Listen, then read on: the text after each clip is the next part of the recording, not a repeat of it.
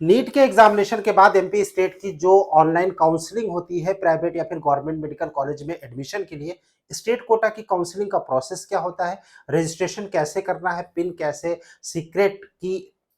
Secret की कैसे आपको जनरेट करनी है, फॉर्म कैसे भरना है और चॉइस फिलिंग कैसे करनी है, उसकी कंप्लीट डिटेल नीट 2025 के जो एप्लीकेशन प्रोसेस है एमपी के स्टेट काउंसलिंग की इस छोटे से वीडियो में हम आप लोगों के साथ शेयर कर रहे हैं। आप मेडकविंग के साथ बने रहिए।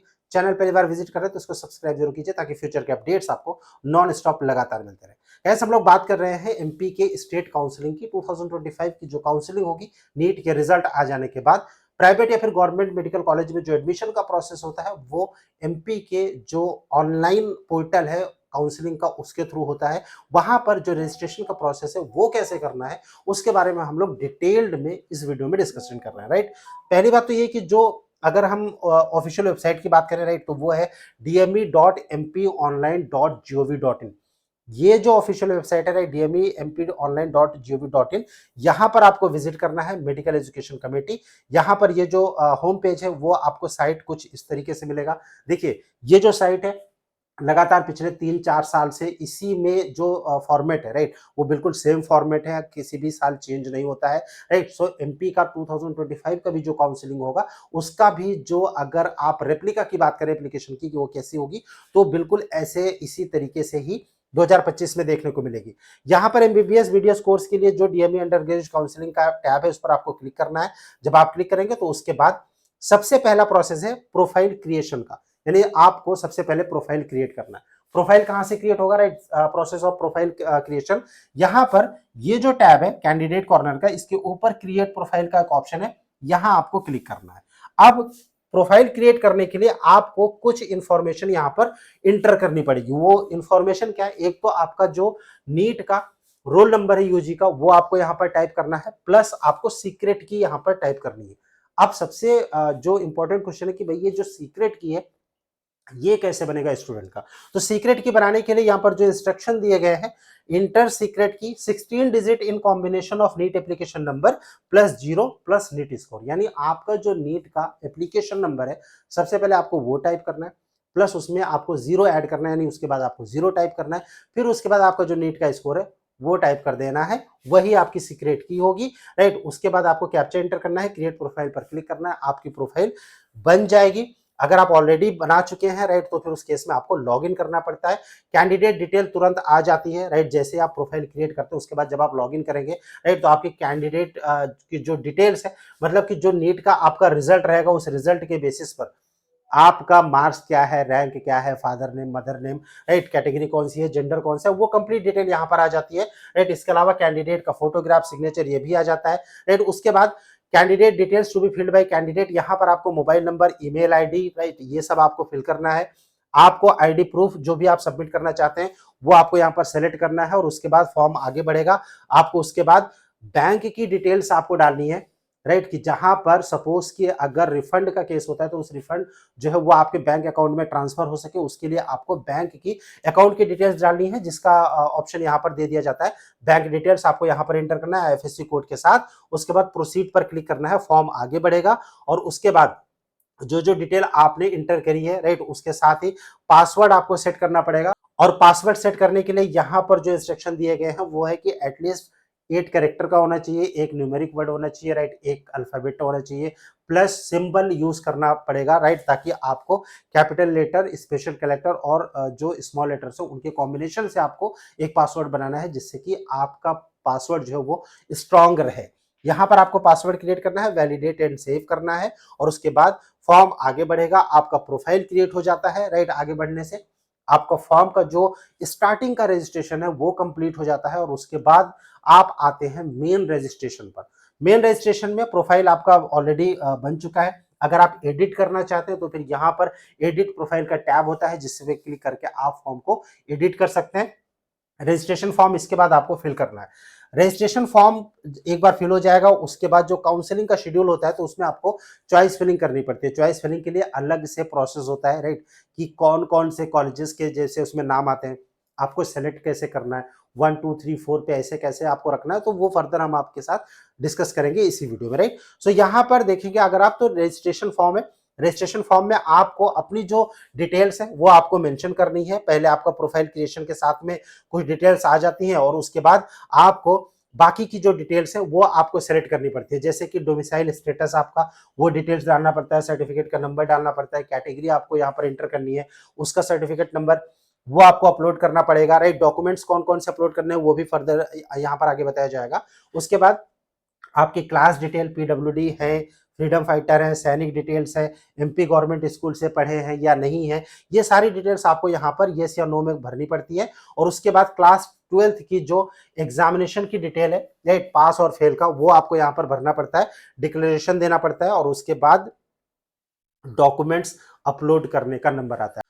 डॉक्यूमेंट आपको कौन कौन से यहाँ पर अपलोड करने पड़ेंगे अगर हम उसकी बात करें तो सबसे पहले नीट का एडमिट कार्ड या फिर नीट का जो रजिस्ट्रेशन स्लिप है वो आपको अपलोड करना पड़ेगा, क्लास 10th की मार्कशीट, क्लास 12th की marksheet, affidavit for not being domicile of state other than MP and have not taken advantage of domicile of other state, मतलब कि आपने किसी दूसरे स्टेट के डोमिसाइल का बेनिफिट नहीं लिया है, राइट, ये आपको एफिडेविट देना पड़ेगा। इसका जो फॉर्मेट है वो एमपी की जो काउंसलिंग वेबसाइट है वहां के जो लेटेस्ट इंस्ट्रक्शन का टैब है वहां पर आपको मिल जाता है। इसके बाद एमपी डोमिसाइल का सर्टिफिकेट आपको अपलोड करना है, इकोनॉमी के लिए यानी ईडब्ल्यूएस अगर कैंडिडेट है तो वो अपलोड करना पड़ेगा, या फिर कैंडिडेट अगर दूसरी कैटेगरी से है ओबीसी या फिर एससी एसटी तो फिर वो अपलोड करना पड़ेगा। Certificate of education form DOTW, right, education आपकी अगर कंप्लीट हुई है कि सपोज कि आपने गवर्नमेंट स्कूल से किया तो फिर उस केस में ये वाला फॉर्मेट जो है ये भी आपको एक सर्टिफिकेट बनवाना पड़ता है उन कैंडिडेट्स को जिन्होंने गवर्नमेंट स्कूल से अपना एजुकेशन किया है। तो वैसे केस में जो 5% का रिजर्वेशन उनको मिलता है उसके लिए जो ACTW या फिर DEO से उनको साइन करवाना पड़ता है, वो फॉर्मेट भी जो लेटेस्ट इंस्ट्रक्शन का टैब है वहां पर मिल जाता है कैंडिडेट्स को। सेव एंड इनक्लोजर्स का टैब है, इस पर आपको क्लिक करना है और उसके बाद आपका जो कंप्लीट फॉर्म है वो फिल हो जाता है, इसका प्रीव्यू आता है, आप इसको चेक कर सकते हैं। और उसके बाद अगर इसमें कोई भी चेंजेस आपको लगता है कि ठीक है मुझे चेंजेस इसमें करने चाहिए तो फिर आप बैक टू रजिस्ट्रेशन फॉर्म करके एडिट कर सकते हैं। लेकिन अगर आप चाहते हैं कि नहीं इसमें कोई भी चेंजेस नहीं है तो फिर आप पेमेंट ऑफ रजिस्ट्रेशन फीस का पेमेंट करने के लिए ऑनलाइन पेमेंट कर सकते हैं। ऑनलाइन पेमेंट में प्रोसेस आपको नॉर्मली मालूम ही होगा कि आपकी बैंक की डिटेल्स यानी कार्ड की डिटेल्स के साथ या फिर यूपीआई के साथ आप पेमेंट कर सकते हैं और पेमेंट करते ही आपका जो रजिस्ट्रेशन है, जो रजिस्ट्रेशन प्रोसेस है वो आपका कंप्लीट हो जाएगा। लेकिन जो चॉइस फिलिंग है अगर हम उसकी बात करें तो उसके लिए आपको फिर से लॉग इन करना पड़ेगा जब चॉइस फिलिंग स्टार्ट होगी, यानी चॉइस फिलिंग का जो टाइम रहता है उस टाइम में आपको लॉग इन करके चॉइस फिलिंग करना है। अब चॉइस फिलिंग कैसे करनी है वो डिटेल्ड इंस्ट्रक्शन हम नेक्स्ट में आपके साथ शेयर कर रहे हैं। चॉइस फिलिंग के लिए आप जब लॉगिन करेंगे, राइट, तो कैंडिडेट प्रोफाइल में यहाँ पर जो कैंडिडेट का कॉर्नर होता है यहाँ पर आपको यूजर आईडी और उसके बाद पासवर्ड कैप्चा यहाँ पर एंटर करेंगे, आपका फॉर्म ओपन होगा, राइट। और ये जो काउंसलिंग का फॉर्म है यहाँ पर लेफ्ट हैंड में आपको सारे टैब मिल जाते हैं और यहाँ से आपको चॉइस फिलिंग का जो ऑप्शन है वहां पर आपको क्लिक करना है। अगर चॉइस फिलिंग स्टार्ट नहीं हुई है तो उस केस में अगर आप यहाँ पर क्लिक करेंगे तो ये टैब काम नहीं करेगा, राइट, या फिर ये इंस्ट्रक्शन बता देगा कि choice filling is not yet started. So जब स्टार्ट होगा तो उसमें आपको चॉइस फिलिंग पर क्लिक करना है। जब आप क्लिक करेंगे तो उसके बाद आपको सेलेक्ट करना पड़ेगा कि आप किन कॉलेजेस के लिए, गवर्नमेंट या फिर गवर्नमेंट और प्राइवेट दोनों के लिए अगर आप अप्लाई करना चाहते हैं तो फिर यहाँ पर आपको सेलेक्ट करना है। सेलेक्ट करने के बाद प्रोसीड फॉर नेक्स्ट और उसके बाद यहाँ पर ऑप्शन आ जाते हैं कॉलेजेस के, कॉलेज का नाम आ जाता है, राइट। और आपको एक कॉलेज जब आप सेलेक्ट करते हैं, सेलेक्ट करने के बाद उसको आपको राइट साइड में मूव अप राइट कर सकते हैं। जैसे ही आप एक कॉलेज यहाँ पर सेलेक्ट करेंगे उसका नाम राइट साइड पे बॉक्स में आ जाता है और यहाँ से आप कॉलेज को अप डाउन कर सकते हैं, मूव अप या फिर मूव डाउन कर सकते हैं। ये सारे जो भी कॉलेजेस आप सेलेक्ट करना चाहते हैं उन सभी कॉलेजेस का आप सेलेक्ट करेंगे, राइट साइड पर आएगा और उसके बाद रिव्यू सेलेक्टेड प्रेफरेंसेस, रिव्यू पर क्लिक करेंगे और क्लिक करने के बाद इसको आप सेव कर लेंगे, राइट। यहाँ पर प्रोसीड टू नेक्स्ट स्टेप, जैसे आप रिव्यू पे देखेंगे proceed to save selected preferences, ये जो प्रेफरेंस है 1 2 3 करके, राइट, कोर्स और कोर्स के साथ साथ कॉलेज का नाम भी यहाँ पर शो हो जाता है जो भी आपने सेलेक्ट किया है। उसको सेलेक्ट करने के बाद आपको प्रोसीड टू नेक्स्ट स्टेप यहाँ पर आपको क्लिक करना है। यहाँ पर एक पॉइंट है जो कि आपको बहुत ही ध्यान देने की जरूरत है कि जो चॉइस लॉकिंग का सिस्टम होता है, राइट, कई सारे स्टेट है जहां पर अगर आप चॉइस लॉक नहीं करते तो ऑटोमेटिक लॉक हो जाता है, लेकिन बहुत सारे स्टेट्स हैं जहां पर आपको चॉइस फिल करने के बाद लॉक भी करना पड़ता है। तो लॉक के लिए यहाँ पर वार्निंग जो एमपी ऑनलाइन है, राइट, एमपी ऑनलाइन की जो वेबसाइट यहाँ पर है वार्निंग है, if you do not lock your choices will not be considered for allotment. मतलब कि चॉइस फिल करने के बाद, सेलेक्ट करने के बाद चॉइस को लॉक करना मैंडेटरी है एमपी के स्टेट काउंसिलिंग में। ऑल इंडिया कोटा में चॉइस अगर आपने फिल कर दिया, आपने लॉक नहीं किया, तो वो ऑटोमेटिक लॉक हो जाता है अगर आपने सेव कर रखा है तो। लेकिन यहाँ पर जो स्टेट काउंसिलिंग है एमपी की, इसमें आपको चॉइस लॉक करना मैंडेटरी हो जाता है। सेम प्रोसेस यूपी के स्टेट में भी है, जहां पर कि स्टेट कोटा में चॉइस फिल करने के बाद लॉक करना मैंडेटरी होता है, राइट। सो यहाँ पर आपको जो चॉइसेस हैं वो आपको लॉक करने पड़ेंगे, और उसके बाद प्रीव्यू एप्लीकेशन में, राइट, यहाँ से आपको जो टोटल कंप्लीट डिटेल्ड है, मतलब कौन कौन से कॉलेजेस किस किस कोर्स और किस सीक्वेंस में आपने जो है फिल कर रखे हैं, वो आ जाता है, राइट। और उसके बाद आपको प्रोसीड टू लॉक चॉइसेस पे करना है, क्लिक करेंगे, और उसके बाद आप जो है चॉइस को लॉक कर सकते हैं। जो पेमेंट है, ठीक है, जो सिक्योरिटी मनी का, सपोज कि अगर आप गवर्नमेंट के साथ साथ प्राइवेट मेडिकल कॉलेज भी अगर आप चूज करते हैं, तो उस केस में प्राइवेट मेडिकल कॉलेज के लिए सिक्योरिटी पेमेंट आपको पे करना पड़ता है, तो उसके बाद आप पेमेंट करके चॉइस को लॉक कर सकते हैं। ये कंप्लीट प्रोसेस है कि कैसे अलॉटमेंट होता है। आपके रैंक के मार्क्स, आपके रैंक और आपके मार्क्स के बेसिस पर ही, मेरिट के बेसिस पर, गवर्नमेंट या फिर प्राइवेट कॉलेज दोनों में ही मेरिट के बेसिस पर अलॉटमेंट होता है। यानी आपकी रैंक अगर मेरिट में है तो फिर आपको कॉलेज मिलेगा, अगर नहीं है तो फिर उस केस में आपको कॉलेज नहीं मिलेगा। कई बार स्टूडेंट्स को सुनने में मिलता है, फिर गार्जियन जानते हैं कि भाई मैनेजमेंट कोटा है, उसके थ्रू एडमिशन हो जाएगा। गाइस, ऐसा कुछ भी नहीं है। आपके पास अगर मेरिट में आपका नाम है, राइट, और आप मेरिट में है, मार्क्स या फिर रैंक आपकी अच्छी, आपको कॉलेज मिलेगा।